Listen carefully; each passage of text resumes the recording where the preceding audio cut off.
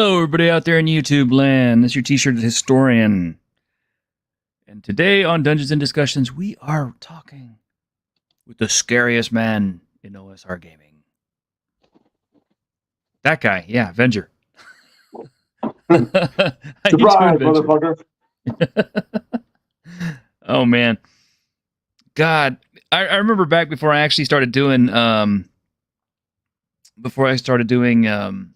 YouTube and everything like that, I would frequent D4chan, and I think your name, actually, that's where I first saw your name, is on D4chan, and then, the article was like, oh, this guy actually thinks he's a real cult leader and Satanist and all this stuff, and I was just kind of like, and then, of course, I get to Twitter and find out, it's kind of like, oh, he's actually pretty cool, yeah, such a charming cult leader. I don't know. Well, it doesn't do you much good to be a non-charming cult leader. Of course.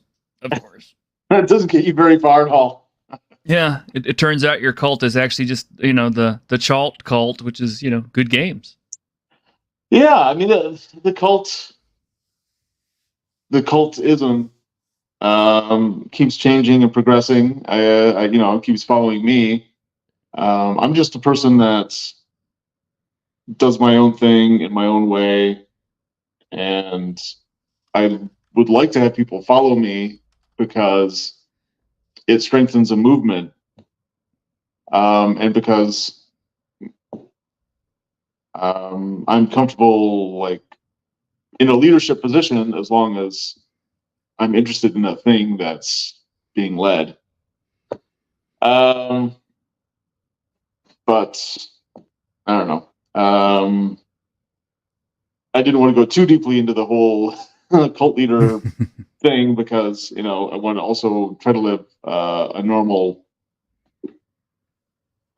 successful life in a mainstream way with a wife and kids. And, there's a part of me that was like, oh, maybe I could just live in tents or on couches or wherever until I got to Thulsa Doom level, and then I would have my own mega mansion filled with servants and harem women and things like that. But then at that point you're one or two bad decisions away from having everything taken away from you by the FBI and et cetera, et cetera. So I was just like, why don't I step back a little bit, focus on gaming, which is, one of my chief passions, and just try to live a normal, low-key, successful life in Wisconsin with, my wife and kids, and now we've got 2 dogs. So the white picket fence is coming any day now. Hey, everybody's got to have goals. I mean, mine way back in the day was to actually work at TSR with Gary Gygax, and that didn't exactly work out for many reasons. That would have been cool. Did you submit things on a regular basis or at all? Did you try to break into that, or was it just kind of everybody has those dreams where they actively pursue, and then there's those other dreams where you just kind of put it on a shelf and you don't realistically ever feel like that's going to happen, and so maybe you don't try to actively pursue it. Does that make sense? Well, the sad thing is, I had those dreams back when I was about 11 or 12 years old, and that was way back in let's see, 85 or so. Yeah. So obviously I was a little bit too young to do any of that stuff, and then of course reality came down, and it's kind of like, oh, you actually have to work really hard first, and then you gotta make the money so you can move and all that. And by the time I got into any kind of position to where I could have done it, it's kind of like, oh, TSR folded, Gary Gygax no longer owns the company, and I'm like, okay, it's but that's okay. I found other people and started doing stuff with them, so it worked out, and that's how my big break in the gaming industry is. And You know, I don't have the multi-million-dollar mansion or anything else or anything. People just think that game designers just make tons and tons of money. I'm like, only the really super duper successful ones. Yeah. You know? Yeah. I mean, that's like a 1% story to Hey, making Greg. tons of money. Yeah. Hello. How's it going, man? Hey, nice of you to join us. Yep, I'm at work, but I was able to break away for a moment. Cool. Oh, good to see you. All right. So, what? So obviously, these days the gaming scene is it's still moving along because we've still got people producing independent productions. You know, yourself being one of them. Mm-hmm. And I always like to highlight independent creators and their work because, frankly, anytime anybody says tabletop role playing or role playing games, automatically everybody thinks of Dungeons and Dragons, and I'm just kind of like there's so many other games out there that you can purchase. I mean, yes, I understand they're the biggest house on the street, but they're not necessarily the best. I mean, at this point, it's kind of like a big giant. Yeah. It's a big like cockroach infested. Yeah. It'd be like if you're talking about like movies to someone that was just like a casual enjoyer of movies, and they immediately thought of like, oh, you mean like Star Wars? Yeah. Like, no, there are actually like thousands of movies that are nothing like Star Wars. And then there are dozens of movies that are similar to Star Wars, but not actually Star Wars. So yeah, it's a frustrating thing when you talk to people that know so little about the role-playing game hobby that they're just like, that's like their only experience, or that's the only pop culture element of tabletop role-playing games that they know. Or the other direction is like, oh, you mean like Final Fantasy or whatever computer RPG du jour. But people, I feel like people that are actually in the hobby have been looking around a bit. And as Wizards of the Coast and 5e and 6e and whatever E goes trajectory down, I think there's a greater chance for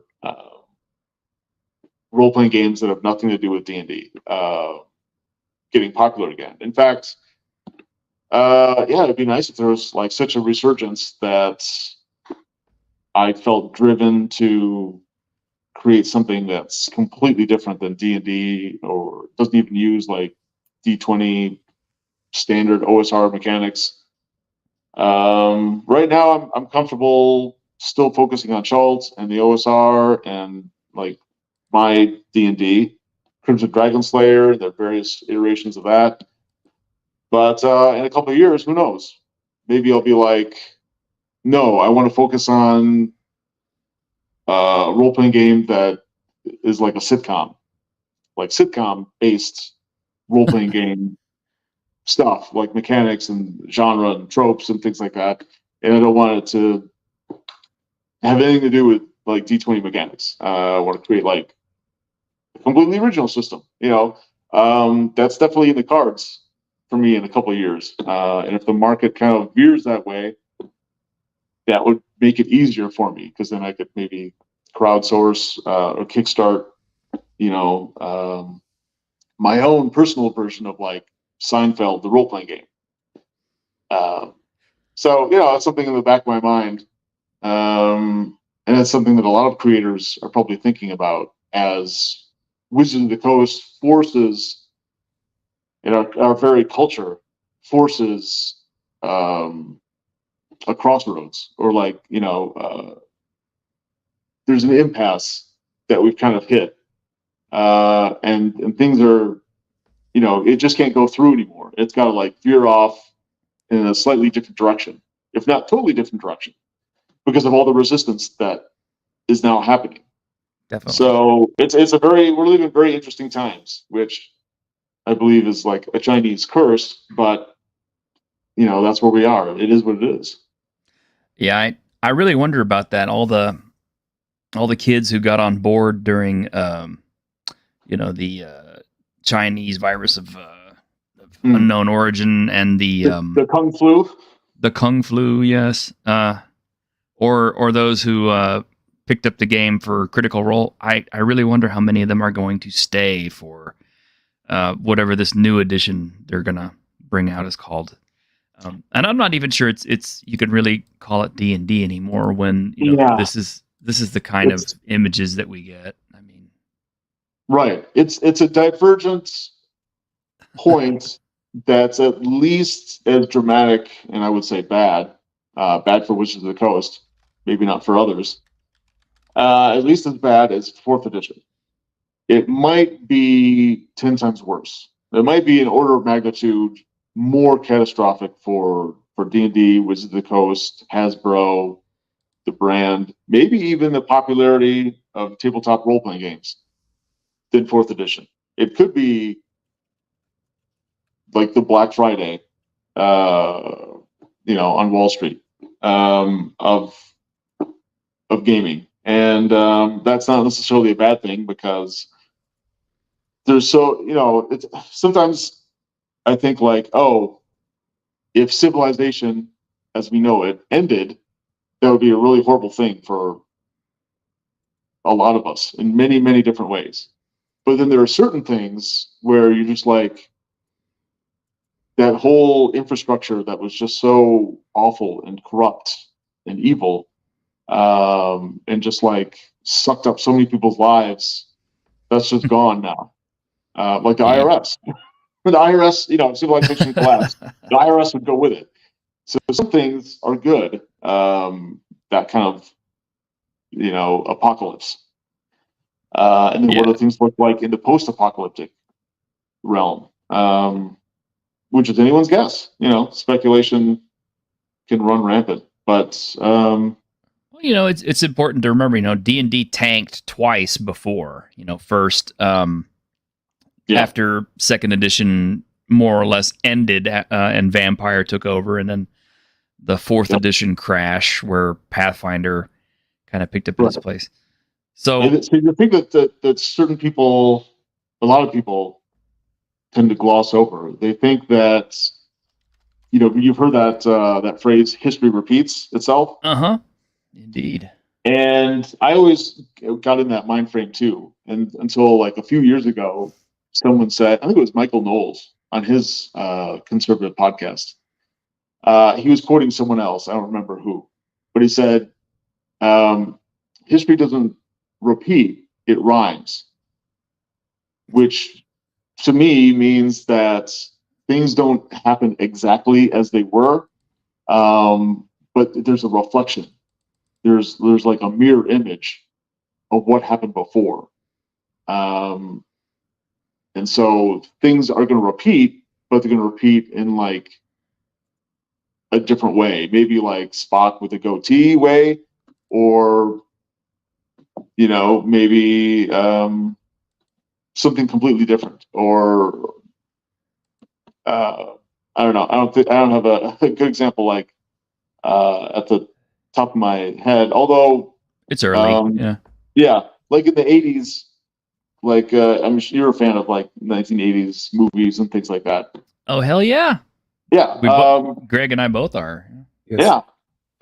Yeah. So a huge theme or trope of the 80s was that it was the right wing and the Republicans and the moral majority and everything that was going to put its boot down on everybody's face.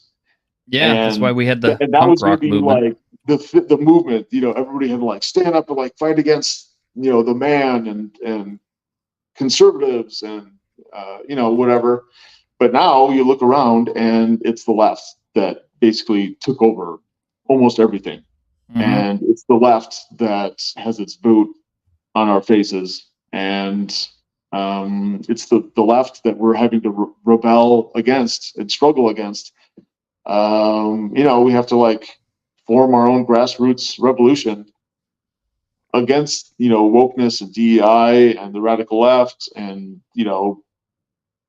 communism and everything. Nobody expected that. But that's what's happening. Well, I mean, keep in mind, I consider myself left. Grim considers himself left. I But don't. yeah, I know well, Grim Greg, does. I Greg didn't does. know, and to a certain degree, I'm sympathetic because deep down, I also feel like more of a classical liberal Yeah, that's been pushed to the center right. exactly. But I feel like in this moment, here and now, I feel like I can't middle ground it anymore, or I've got to leave my centrism behind, and I can't be pussyfooting around when the totalitarian left is like literally breathing down our necks. I've got to be like Pat Buchanan, like, like no, we need like the Pledge of Allegiance to the flag. In public schools, we should bring back not only the Ten Commandments, but maybe like Bible study, like public schools. Like I'm like hardcore like far right now because I'm being pushed to that.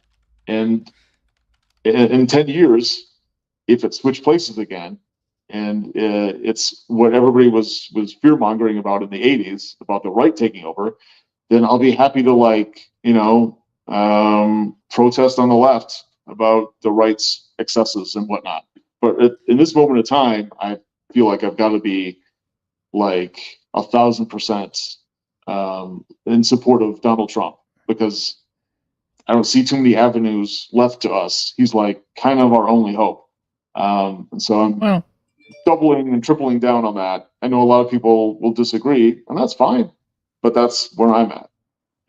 Well, the show's not really about politics so much, but yeah, I can understand. It's like I said, I've always kind of sympathized, been a leftist, but I feel like I'm not left enough for the leftists anymore to the point where they would Right. lump me in with everybody on the right.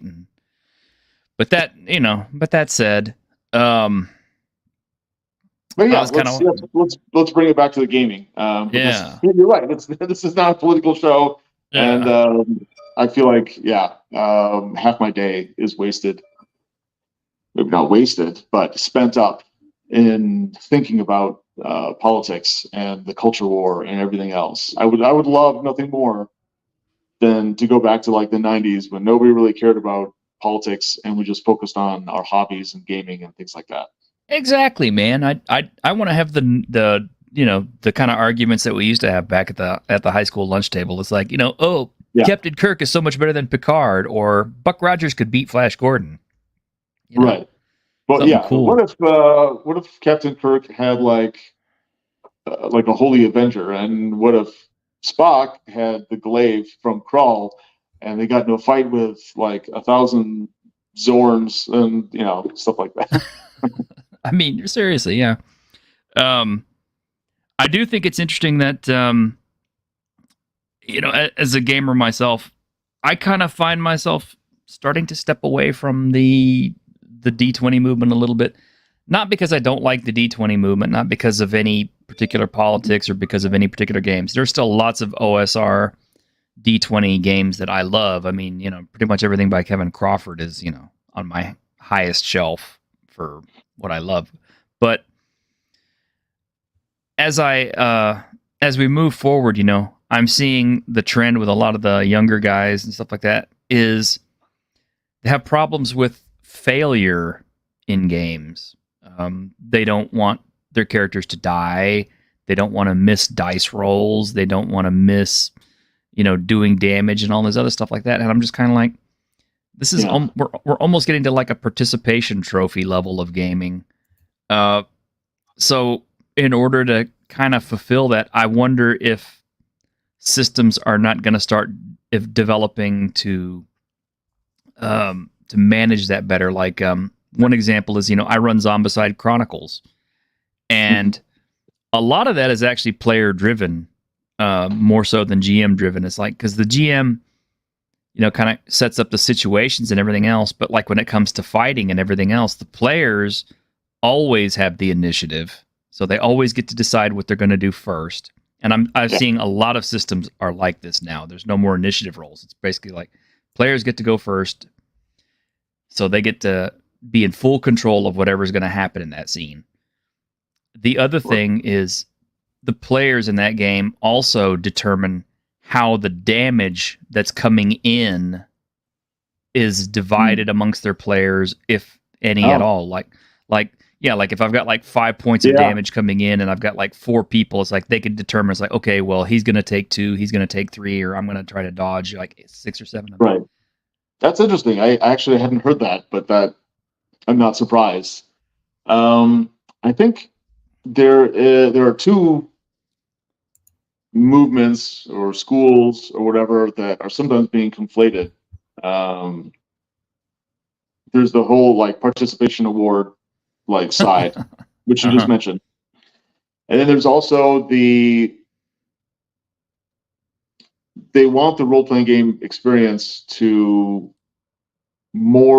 resemble closer to a traditional story, where there are characters and the main characters are the player characters, and they see the whole gaming experience as like their journey. Because a lot of our entertainment, from comic books and novels to TV shows and movies, it's about main characters, adventuring and doing their things. Sure, there are setbacks, and every once in a while, a beloved NPC might die. But for the most part, the main characters don't get killed. Or if they get killed, on the rare occasion, sometimes they come back. Things like that. And I can't, there's a little bit of the whole story gaming thing in me that supports that and encourages the idea that, the campaign or even a one-shot, it focuses on the player characters for a reason. That's because they're the protagonists. And if you're in the middle of like crafting this cool story, not because you have an end plot predetermined that you're going to be at, but as you're going through the adventure or the campaign, you're creating the story, and you don't want that to just end in the dumbest way possible because because you're looking over the edge and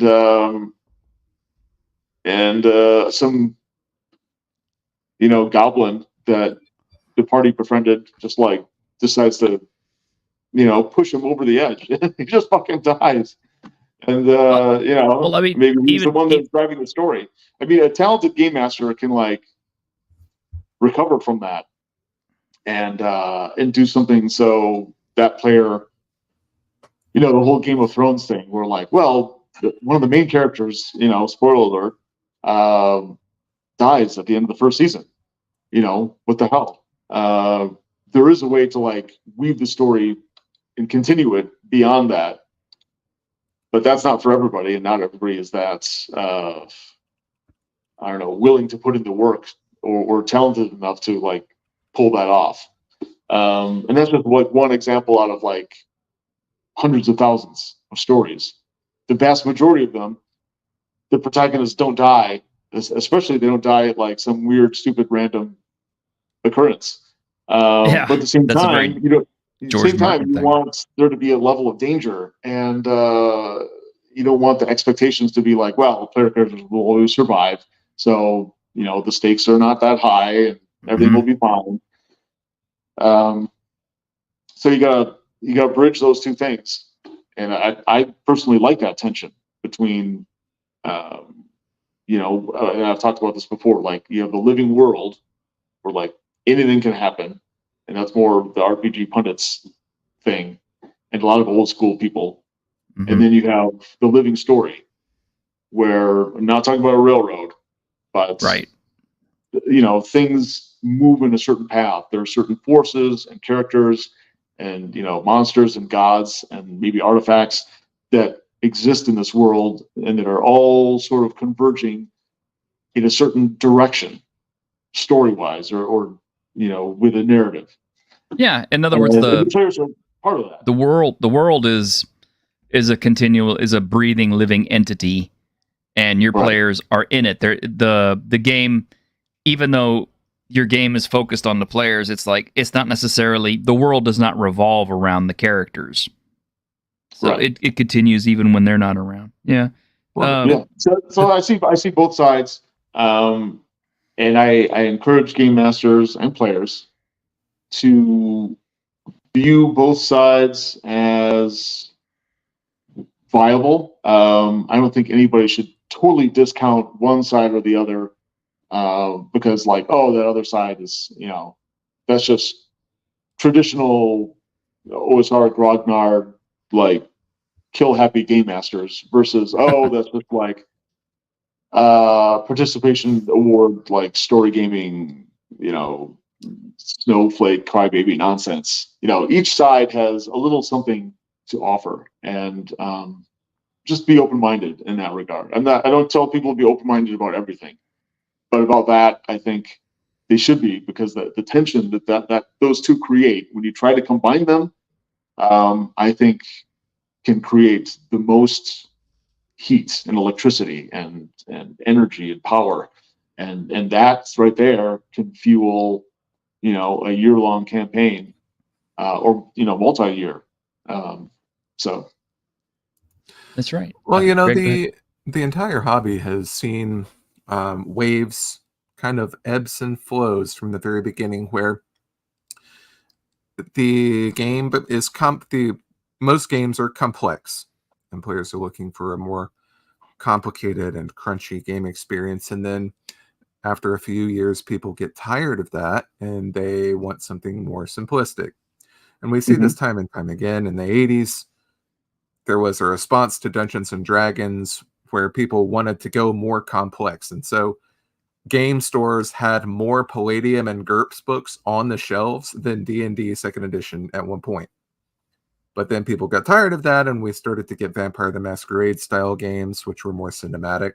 Yep. People got tired of that, and we started to get into 3.0 edition type of stuff in Pathfinder. So it's like waves that come and go. And the current iteration we're in is another trough where there seems to be a push for games that are more simplistic and rules light, or however you want to term it. However, unlike in the past, where that actually just meant cutting back on some of the extraneous parts of the game, like GURPS Lite or Micro Light D20, now it seems that people associate a rules light type of game with an anime experience or a cinematic experience. And I run into this as a problem when I was looking for a good kaiju game, because they're all powered by the apocalypse. They're all Fate core, like every single last one that I could find, except for a couple, were like these very fast and loose kind of story gaming things where you had these cinematic points you could spend to let your character do cool things and prevent them from dying and stuff like that. And I feel like eventually people are going to get tired of that, and then we're going to go back into the next wave where we're looking for crunchier things. I think that's why Axe 2 was a success on Kickstarter, and more games are moving in that direction. My kaiju game that I've been working on was born out of a response to the disappointment I felt when I saw that all the other games out there were powered by the apocalypse. So there is something to it. There is a baby's first RPG type of thing that could be going on, where the 5th edition players are starting to look for other games, but they're still in that mindset of not wanting the complexity. But they'll come around once they see that those type of games don't offer a long-term campaign where you really get into your character. It's just a very fleeting and very empty and hollow experience, I think, in the short term. And they'll be looking for other games soon. I think so. You're right. It ebbs and flows. Sorry, t-shirt. Oh, yeah. Just had something kind of. I hate to break in for something, but this is kind of funny. just had a new piece of artwork from the new edition pop up, and I just wanted to get you guys' comment on this. What? Where's What's the can I see comment? the heads? I mean, it's an elf, but I don't know. D&D she's kinda- Watchmen? Is this Watchmen? I guess I don't know. I mean, is she like kind of overdosing on the lembas bread a little bit, or what? Yeah, this is official D&D art from the new. I mean, you can see the little D&D logo in the corner, so it's like, you know. And nobody Is is there a going to name of look at that that game. one? I'm sorry, what? Does that picture have like a certain name? I I'm don't trying to know. find it myself. It just popped up. I could Okay. send it to you if you want, but it's just like, yeah, this is the game now. Yeah. I don't really see anyone being inspired to play the game after looking at that character. I mean, it takes a certain kind of mindset to not only, you know, I understand the whole thing about, you know, seeing yourself in the game, which is kind of what a lot of newer players do. But seeing yourself as an elf in the game like this is kind of like, okay, you're kind of taking the if you can be Batman, always be Batman thing just a little too far. Yeah. The game really makes you feel like Batman. Yeah, like Fat Man, but it's pretty bad. Yeah, and the other thing is like no one is ever in danger in most of the art. So that's, you know, another thing that I don't like about modern D&D art is that doesn't show the player characters really in any kind of life and death struggle with monsters or anything. You know, they're all just like baking bread. Yeah, and like doing these cool poses, like yeah, I got my sword, or you know, I would like the next art drop. I would not be surprised if it was just like here's your warlock tabaxi, you know, whatever prestige class, and he's like doing this or something like that, and just like this is not the inspiration we need. No, the game masters need. Because some fool on Twitter, I think this was just yesterday, was like, well, art isn't supposed to like inspire like the players. That's what the game master's job is. I'm like, okay, I don't know who doesn't know this or who needs to hear this, because this just seems like the most obvious thing in the world, like water is wet. But the artwork in the book, for the most part, is to inspire the game master. And then the game master is supposed to, sometimes using the art that he finds in the book, inspire the players. So that the player can like fully immerse themselves in the characters and the world and the game itself. And yeah, you know, it's confusing. I mean, it's like, you know, if it's supposed to inspire everybody, I mean, like, what is it inspiring you do? Oh, I really wanted to make biscuits and serve coffee today because that's what's in the rule book. yeah. Okay. It's inspiring me to like never buy that book and to like block anybody who's like, this is the best game ever, or the best version of D&D ever. I'm like, fuck no, that all of the nodes, like all at once, times 1,000. Like that's nope. Well, both of you guys, you know, as publishers, employ a lot of art and artwork or artists to do your projects, and it's very evocative in both you guys' work. I mean, Greg's stuff kind of does kind of harken to, you know, Tolkien and what is that mouse series? I forgot. Redwall? Yeah, that's the one. And yeah. And you know, Venger, your own artwork is so, I mean, it's cool. That's all I can really say about it. I mean, it's just Thank you. it's almost like you know, I want to say album covers, kind of like from the '70s and stuff, with the lurid colors and naming connotations and everything. I love it. Thanks. In fact, I am going to be looking in a little bit, so I can't say too much longer. Mhm. But I'm going to be checking out the hotel space where VengerCon 3 is going to be held next month, and just to like talk with the coordinator, the event coordinator, the hotel person, and we just talked about like tables and chairs and little things like that. Yeah. Because it's coming up. It's gonna be Tell us about it. 3.5 weeks from now is VengerCon 3, Revenge of the OSR.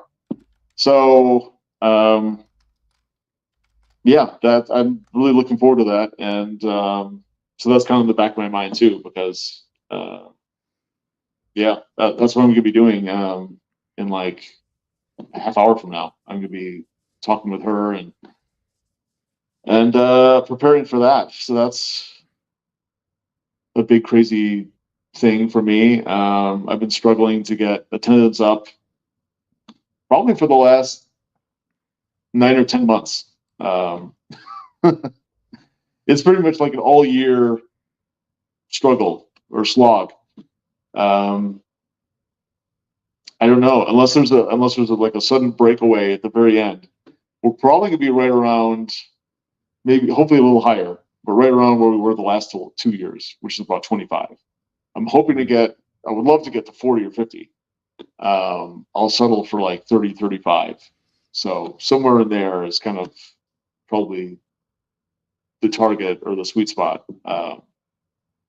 Yeah. Well, just So I mean, anybody that hasn't got their badge that would like to go to like an anti-woke OSR traditional old school tabletop role-playing game convention in Madison, Wisconsin, get your butt to VengerCon 3, or at least buy a ticket and support us. Yeah, you've got some pretty cool stuff on here. I mean, because you're going to be doing Crimson Dragon Slayer. You got Dark Dungeons, which is Beckme OSR. You got Lord Mateus is in this. He's going to be running Lamentations of the Flame Princess. That's awesome. He's been at every. He's been in the last two. One of the last people to confirm their attendance was Mad Scribe Games. Oh yeah. Chris Miller from that, and so his games aren't even on there. What he's running, I'm sure he's going to run a couple things, and so yeah. And there's also a lot of organic, like, hey, I just got this new thing, and there's break in the action. These tables are full, and we've still got like 4, 5, 6 other players, and someone is inspired maybe by something that happened yesterday to like run a game Saturday nights. And so then they just do that because there's plenty of space and plenty of room. And so yeah, it's very organic. You just kind of do whatever people want to do. We find a way. That's something I'm noticing. It's like, you got like Shadow Dark, which that's a good game too. You got Dragon Slayer, you got Dungeon Crawl Classics. Hang on, let me moving through this. I'll be running my own like advanced Dragon Slayer with Charles. Now, what I don't see on here is there isn't actually any Dungeons and Dragons, which is, I don't know. There's not much. I think there might be someone running like AD&D, but not 5th edition, right? No, I do not. You're correct. I do not think there's any 5th edition D&D happening at VengerCon this year, which is to be expected because I feel like it's kind of run its course. I think in general, all things considered, it's a good system. But now we're at a point where there's so many clones or facsimiles that do things like that but better. Uh-huh. It's just like, why bother taking all that baggage with you, especially when you're focusing, because for VentureCon, you're not focusing on the mainstream of gaming like everybody. You're really focusing on Indies. hardcore, like old school OSR traditional role playing game people. Mm-hmm. And so because of that, you don't have to cater to the mass market audience.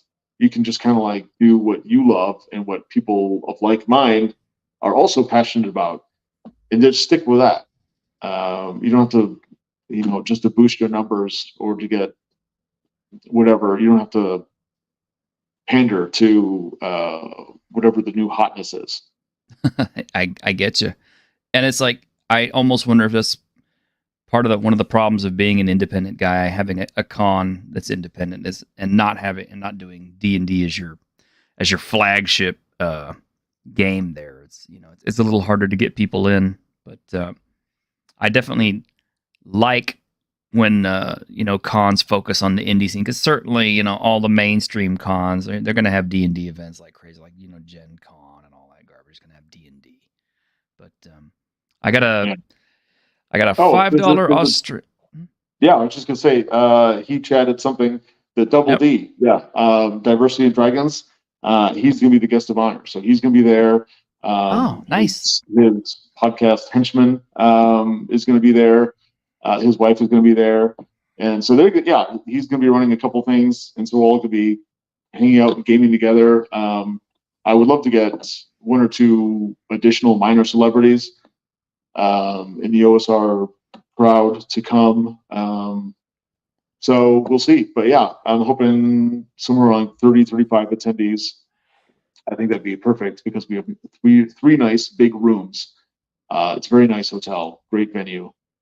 That's cool. I'm going to be on. This is going to be the one convention that you go to where I can guarantee you're not going to be like right next to three other tables and everybody's like, and then this happens, and blah blah blah, and the dragon, and roar, everybody dies, blah, blah, blah, blah, blah. It's not going to be crazy and like that kind of like hectic, and you can barely hear, and you have to shout to like so the other person knows what you said, and it's just all sorts of loud and distracting, like right next to you, like the at least half of the game. When I'm at a normal convention, sometimes I'll have like an hour, maybe an hour and a half, where there's not much going on around me, either the beginning or the end. But then the rest of the time, the room is full, and it's like just gaming everywhere, like right next to you, like totally other games that aren't a part of you, and you have to like divide your attention. And like I said, you have to try to be heard and not shout too loud or lose your voice or whatever. This is going to be like a nice, calm, cool, laid back, like low distraction kind of convention where Gotcha. everybody's got enough space, and it's all good. I like that. Really quick, I got to do Mercurius Aulicus for $5 Australian. Says, I think Double D is going this year. I'd go if I could. Yeah, and I wish you could too. I wish I could, because I'd like to go to these cons. I'd like to get out more often. But you didn't specify a clip, so we're gonna give you nuts or nothing.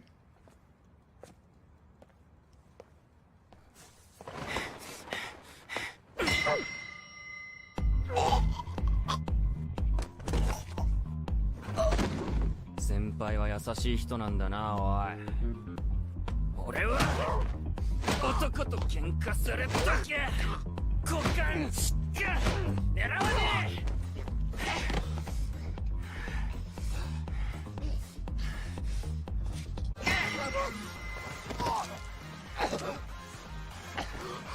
お前マジで邪魔ばっか狙いやがって。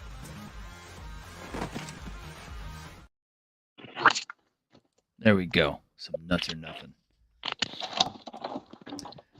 Yeah, I actually like these cons that do focus on some old school games, because like we said at the beginning, there are a lot of other games besides D&D, and it's people need to be made aware of them. People need to find them, And the only way to get, I credit Gygax for getting the Dungeons and Dragons brand on everything because it was kind of with him that he started. I mean, I remember like Dungeons and Dragons Shrinky Dinks, and of course the action figures and the official Dungeons and Dragons sewing kit, and yeah, and all kinds of weird crap. They've taken it like a step further these days. Now it's like there's Dungeons and Dragons beard oil and all this other stuff, and it's like Venger, do you use Dungeons and Dragons beard oil? Of course. Otherwise, the liches.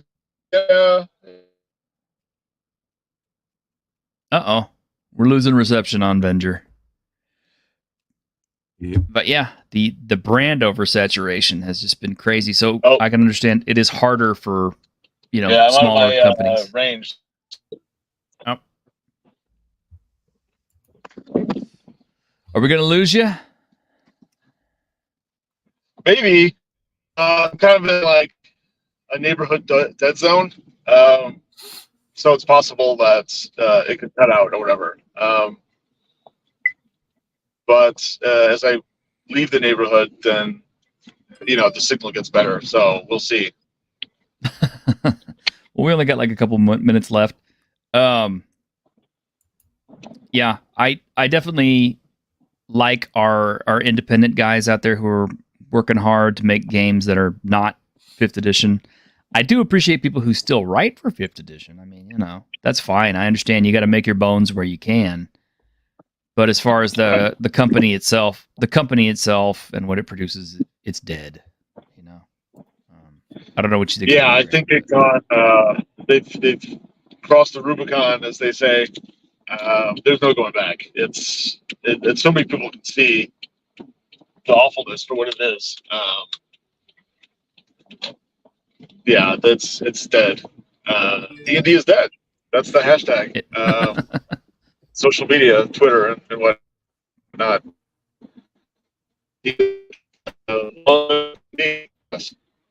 Uh-oh.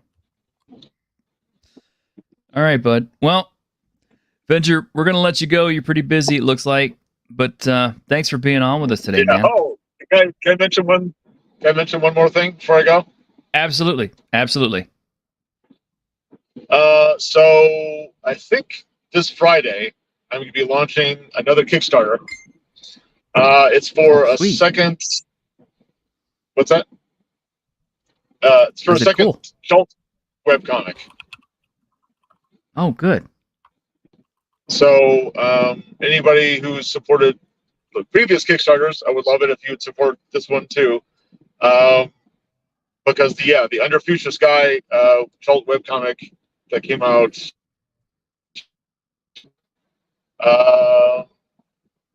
early this year was very well received, and it was a lot of fun, and I feel like it kind of like made the Schultz campaign setting like jump off the page and got people interested, and I really love Jay Tanaka's artwork, and I really wanted to work with him again, and this was a great opportunity since he did all the artwork for the first Schultz webcomic. This one's going to be called The Lavender Moons of Schultz. So yeah, look for that maybe this weekend. I'll announce it, on my blog and stuff. So of course. Yeah, that's it. All right, man. Well, thanks for hanging out with us today, Venger. I do appreciate you. And if you're out there in the audience, for having me on. Yeah, you're welcome. Good time. You take care of yourself, all right? Yeah, you too. All right. Bye. All right, Greg. Well, that was Venger. Obviously, the guy's kind of busy today. Yeah. Kind of had his head somewhere else, I think. But I don't know, man. What do you think about all this? Well, I don't know. I've kind of stopped caring for a while now. I don't know that I care so much. It's just kind of like, at this point, it's like all of the other franchises I've watched crash and burn, man. It's just something to look at and point and laugh at as you watch it burn. By the way, you were asking earlier about a sci-fi series that you want to get hooked up on. Yes, I got 700 responses. I bet you did. They're all the same. It's like The Expanse, Far Escape, Stargate, SG-1. All good choices. All good choices. I'm going to give you two that I bet nobody else gave you. You ready? Go for it. Space 1999. Okay. An unusual choice. Yeah. And original Battlestar Galactica. Original. Now, I asked some guys if the original is worth watching. They're like, no, you need to watch the remake. Fuck that. No. Watch the original one. The original one actually had some pretty good writing. I mean, okay, you know, maybe the effects budget isn't as great as the newer one, but the writing in it was solid and the stories were pretty solid. And it was still being made at a time when we cared about television and people. Okay. Yeah. Babylon 5, yes, good choice. UFO. I've explicitly excluded Babylon 5, Star Trek, Star Wars, and X-Files because I've seen all of them. Okay. Another one, here's an odd one. I think you may have already watched this, but I'm going to suggest one that I don't think a lot of other people have said either. Blake's 7. Never heard of it. You've never heard of Blake's 7? I mean, vaguely may have heard of it, but I've certainly never watched it. Oh my gosh. Okay. So that one's not very long. Definitely. Yeah. Watch Blake's 7. You'll like it a lot. And a lot of questions usually pop up about the way it came down. Interesting. Okay. I figure you've seen Firefly. Yeah, I've got Firefly. It's only like 12 episodes. Yeah. Mercurius, yeah, Blake 7. Avon lives, yes. I've seen V, the original, and the remake had influenced my game. I remember watching V when I was a kid, but I never did see the remake. It's a little bit on the nose. Oh, yeah. I figured but it would be. It's still pretty good. All right. Well, what gaming news have you got today? Got nothing. Well, only Diablo 5 or Diablo 4 stuff. Only Diablo 4 stuff. Yeah, I've been playing Elden Ring, so I've heard a lot of controversy about the new expansion for Elden Ring. It's okay. I can break it down. Number one, it feels like Dark Souls and not Elden Ring. Well, that's not what I want. And number two, yeah, it is. It's harder than Chinese algebra, but I will say this: the deal with it being so hard is they have a system in place where you're supposed to collect these little tree pieces and stuff like that, and get the spirits added into your character. And what it does is it adds a damage mitigation. And it increases the power of your spirit ashes. And so a lot of people aren't doing that. That should be your main quest, is to go around and get all those things first in a level before you try to take on a boss. Because, yeah, I had a level 200 character go after a boss, and I got wrecked.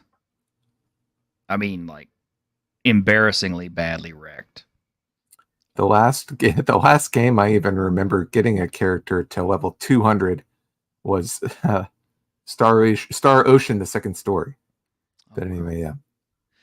The other part about the DLC that makes it kind of a pain in the ass is a lot of people are playing the game on New Game Plus instead of starting over a brand new game and going into the DLC. Which is a problem because those shards that you pick up,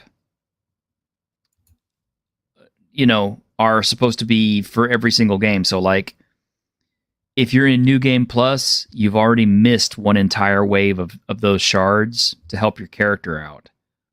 And as you know, every single New Game Plus, like New Game Plus 1, New Game Plus 2, New Game Plus 3, etc., adds difficulty to the game by pumping up the bosses and everything else. So it's kind of like you're always going to feel underpowered if you don't go through this game on a brand new save on a brand new character.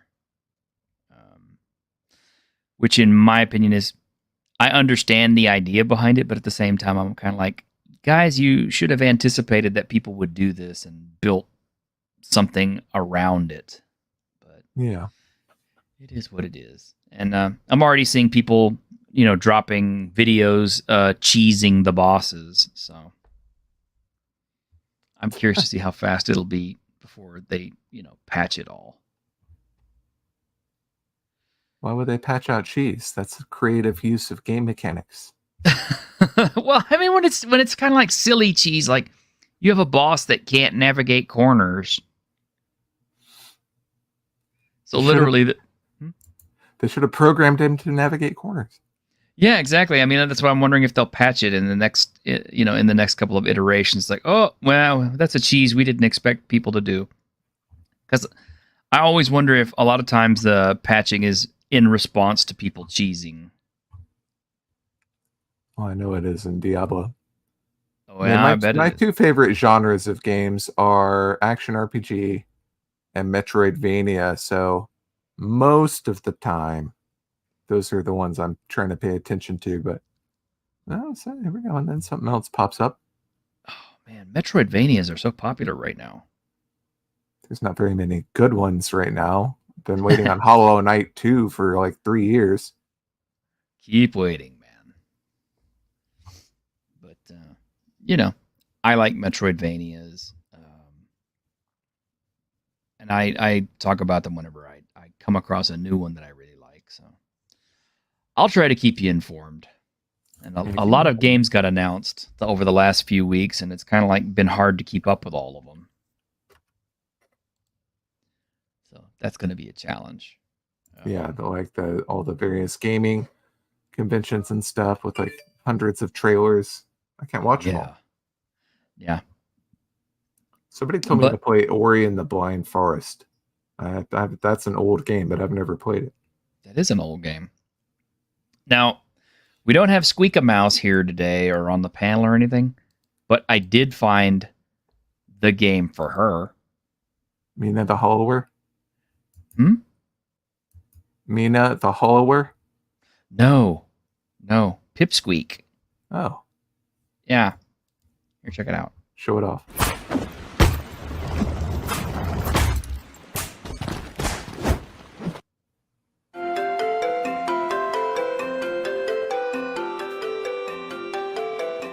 It's so cute. It is. I'm kind of noticing a lot of these more kind of friendly graphics on a lot of games. Yeah, but a lot of the new Metroidvania style games have started to incorporate roguelike and Souls-like stuff, and I'm not a big fan of that. Like, I don't like that either. Not on my Metroidvanias. No. I mean, like, who wants to start all over again? It's like Dead Cells was interesting, but I don't want to keep doing Dead Cells. Yeah. Wait, which one was Dead Cells? Was that the one where you play as like the Thing? No, that was the one where you play as the Thing. I have that one. Because that game's awesome. That game, I'm kind of stuck on a stage on that one. Carry On. Yeah, that's right. Yeah. Blasphemous. That's another series that kind of has the Souls-like stuff going on. That game is hard as balls. It is. Kind of cool though. Yeah. Thematically, it's awesome, but yeah, it is. It's like hair-tearingly hard at times. Yeah. And unlike Elden Ring or Dark Souls, where you can over level and kind of help, and it helps you cheese things, or you can call in some help. There is nothing for Blasphemous. It's kind of like, you're on your own, buddy. It's old school. But all right. Well, our hour is up. Did you have anything else you wanted to bring up, or? Nothing over here. Glad you were able to get Venger on briefly. Yeah, it was nice. It was nice talking to him. Hadn't seen him in a few years, and nice to catch up. I'm kind of curious to see who else we're gonna get. I wish we had a guest for tonight, but as far as I know, we don't, unless somebody surprises us. I wish we had some other people for tonight. Maybe we'll get Grim and Ironcaster. I think Grim is going to be doing his tabletop list tonight. Oh, okay. But Ironcaster will be with us tonight, as far as I know. Because Tuesday night is kind of his show. Yeah, I want him to explain to me Ultraman Rising, because I hear it's good. Yeah, he had a big talk with Pops on that, I think a couple of weeks ago. So that ought to be good. I know they were talking Godzilla last week. That was pretty fun. Ah, shit, I missed it. Yeah, you did. No, you really did. I mean, it was Shin Godzilla. Oh, no. Yeah, it was Shin Godzilla. Yeah. That movie sucks so much. Fuck that movie. They actually had a guy on there who enjoyed it. So That's okay. Some people like getting their teeth pulled. I guess so. I mean, there are people out there who enjoy having their testicles stomped on. So, Yeah.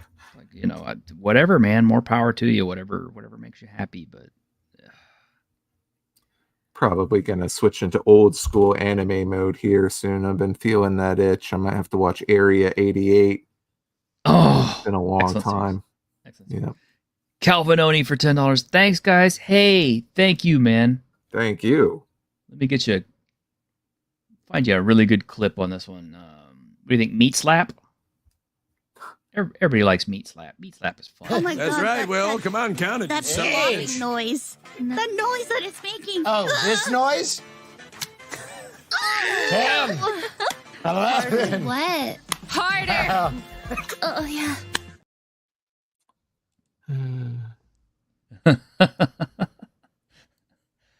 You were watching Area the other night? Oh, man, that's a classic, Maliki. Pretty good. Yeah, it was good.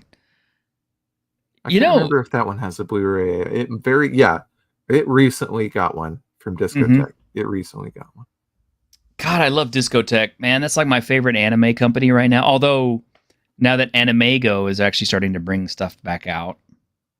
Oh yeah, they had a big conference recently with a live stream where they were talking about it. Mm-hmm. Looks like they're going to actually turn into a real company. I hope so. They used to be. They used to be, yeah.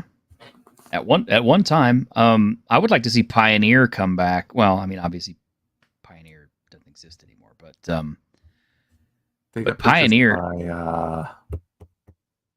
Bonsai. Right? Yeah. But back in the day, Pioneer had the best anime. As far as I'm There's no concerned. question. And the quality of the DVDs was incredible. Yes. Like they still hold up to this day. Oh yeah. I got introduced to some of my favorite stuff. I mean, Armitage was Pioneer. Was it Tenchi Muyo was Pioneer? Yeah. There El Hazard. Yeah, was my favorite. Hazard. These are all ones that except for Tenchi Muyo, but Discotech has gotten them all. Dual Parallel Adventures. I have that right Yeah. here. I have that right here. In fact, I showed that off a few weeks ago. And there was another one that I really enjoyed, but I can't remember the name right off the top of my head. Talk for a second. I'll see if I can find it. They had all the Evangelion kind of like rip-off shows like Argento Soma and Escryed and what's the one that starts with an R? That's Raxophon. Raxophon. But Oh, those yeah, those have all been re-released. Holy crap. I'm looking at what their list was like, and I'm just like, I didn't realize. I forgot Oh My Goddess was part of them. Because I remember yeah. Pioneer. And then Anime Ego got that, and it still has never been re-released. I really enjoy the original. Okay, the series I'm thinking about that was on Pioneer that was really good and it never got talked about very much was Moldiver. Yep, I remember that. I remember not watching it, but I do remember it because I wasn't a big fan of like weird gender bending stuff. but I Yep. get it. That one was worth it. My gosh. I'm looking at what Jenny On actually put out, and I'm like, there's so many of my favorites here. 3x3 Eyes, Key the Metal Idol, Hakenden. Hakenden was so good. Handmaid Ergo- May, Ergo Proxy. Ergo Proxy. I had problems with that one. Heat Guy J, Hyperdoll. I wish that one had gone more than like one thing, but They had a lot of little stuff too, like the Bastard original. I like that. mm-hmm. The one I'm trying to sit down to watch is Claymore. I found that one tough to watch. I actually turned it off. I was like, eh. I heard it's like female berserk. Everyone's like, oh, it's female berserk. It's female berserk. It's like, that's what everyone says. And it's like, not. Is it not? I mean, it's trying to be, but it's just not interesting or engaging, in my opinion. Okay. Well, You'll find out, though. I'll give it a try. I still need to finish Freyrin, too. I'm kind of... I don't want to stop. I mean, I know it ends, and then we're not going to get any for a long time because now it's on hiatus. So I'm kind of not eager to get to the end of it because it's so good. But I guess all things have to end someday. Like this show. Oh, shit. Infinite Rivius. That one was a good show. Did you ever see that? I heard of it, and I didn't get to see it. It was extremely dark. It was about like... It was almost like Lord of the Flies with the kids. Like there's like a bunch of like kids and teenagers left over on this starship, and they had like full control over it, and because all the adults had died. It was kind of fucked up. Wow.